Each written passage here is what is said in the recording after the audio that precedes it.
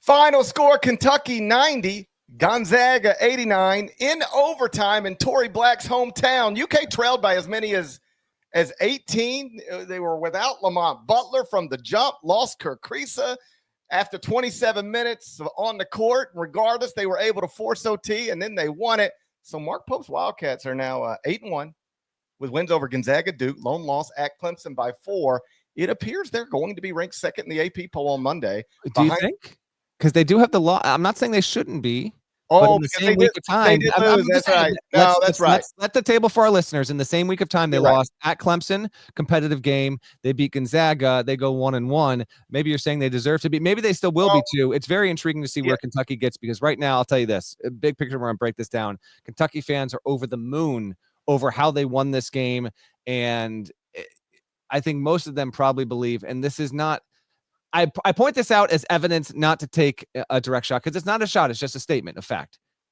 These kind of games and these kind of scenarios, they were not winning with John Calipari. Now, you don't want to be down by 16 at the break and all that kind of stuff, but the adjustments that Pope made, I think for as big as the win is, it's more how they got it and the fact that they are in a situation now where they have confidence that this can happen. So anyway, we can get to more than just a second. You think Kentucky will be number 2 on Monday? No, I appreciate you correcting me. I had placed the Clemson loss at a different point in time without properly pointing out. AP voters tend to just look at a snapshot of the week and they move you up and they move you down. I think you could reasonably have Kentucky at number 2 on Monday. Let me say that. Mm-hmm. They were number 4, I think, in the AP poll this week. Yeah. Auburn lost. Marquette lost.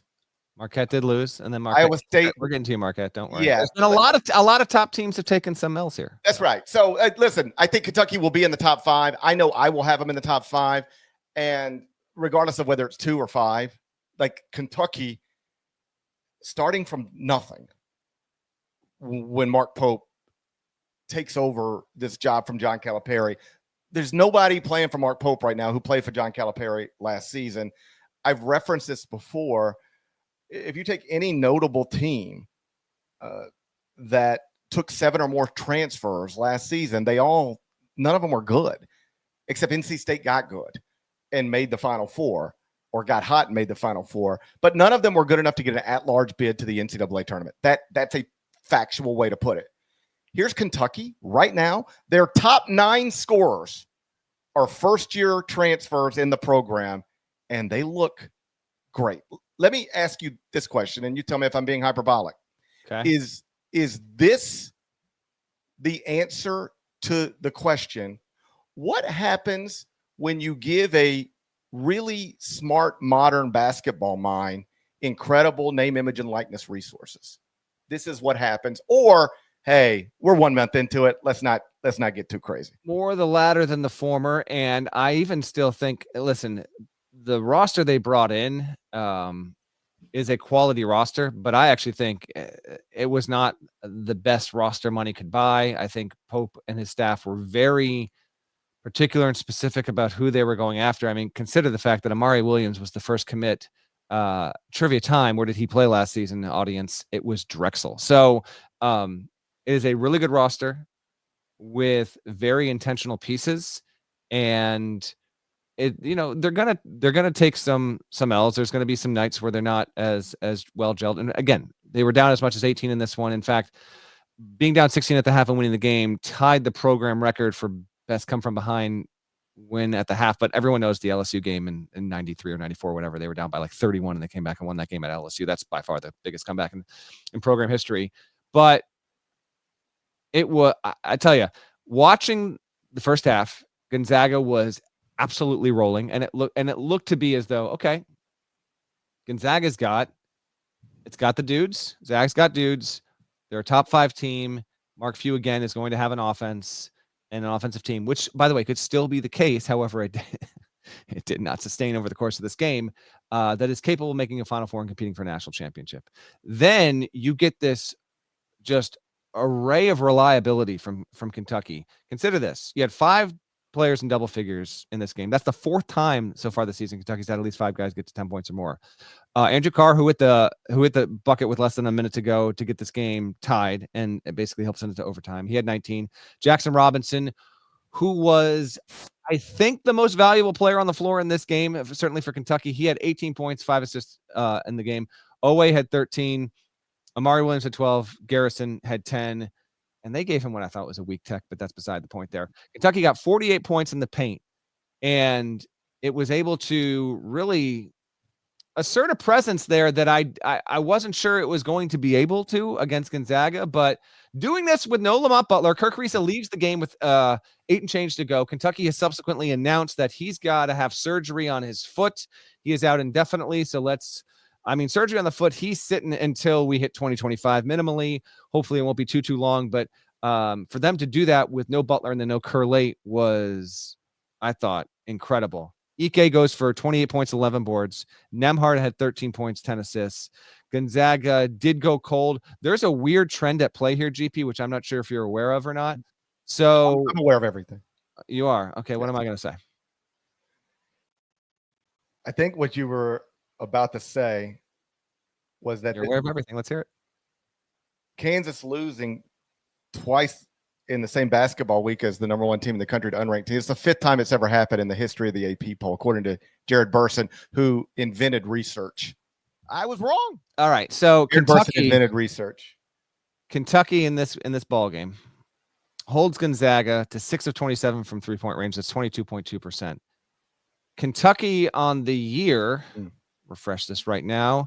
It's 3-point defense, which has some variance to it, no doubt about it. But at a certain point, your scheme. Do you trust that stat, that strat, just blindly? Do you go, if somebody has a good 3-point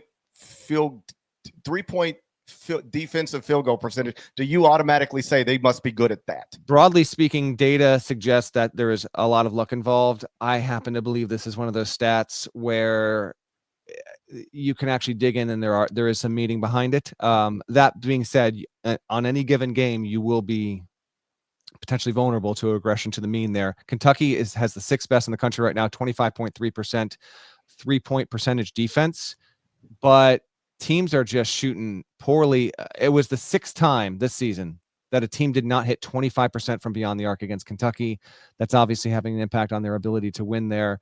And another huge stat here, credit to the entire world, because I guess ESPN first put it up there, but everyone ran with it after. Gonzaga had won 175 games in a row when it was up by at least 10 at the half. 175 of them. Did not get it closed out here.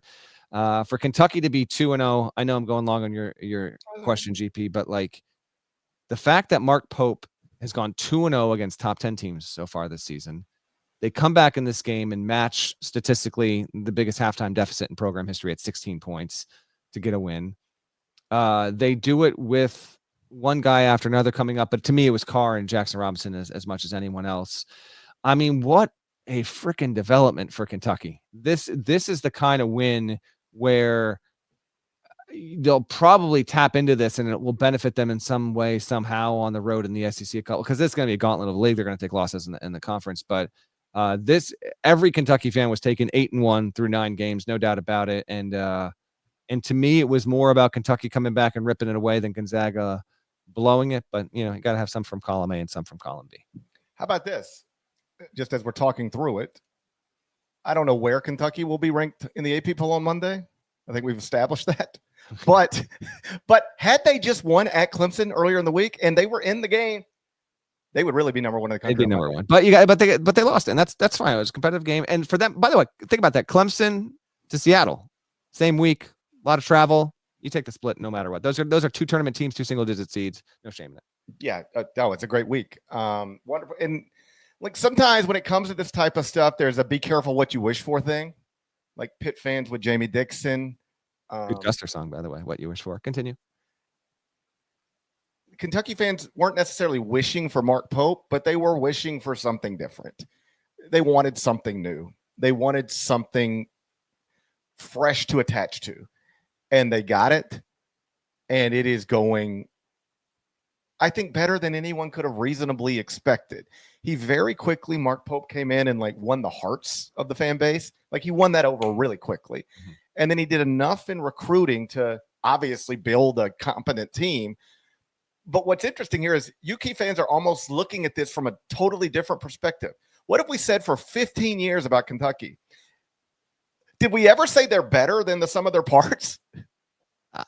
Jeez. We always look at them and go, maybe 11, 12, and 14, 15 yeah. now. And even then you wouldn't Even use then, it. like the parts were amazing. Yeah, like they had the best parts. Incredible. They had the best parts. The parts have made like $3 billion in NBA contracts. They always had so many parts. And to the extent you would ever get happy, it'd be like, man, this is going the way it should have gone, given that we have Anthony Davis and everybody else, right? Mm-hmm. And then when it didn't go well, you'd be like, why do we have all these 5 stars? And now Kentucky fans get to enjoy what other programs get to enjoy sometimes, which is, hey, we don't have the best roster. We don't have the most NBA players. How many NBA players do they have? But we're great. Mm-hmm. We might not have any lottery picks, but we've got a great college basketball team. There's been so many times where Kentucky had all the lottery picks, but for whatever reason, not a great team. Now they might not have the lottery picks, but they got the great team. And just from, looking at it from a distance, it seems that they're having a good time with it.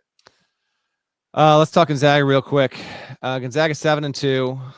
Notable wins: Baylor, Arizona State. Damn right it qualifies at this point. At San Diego State.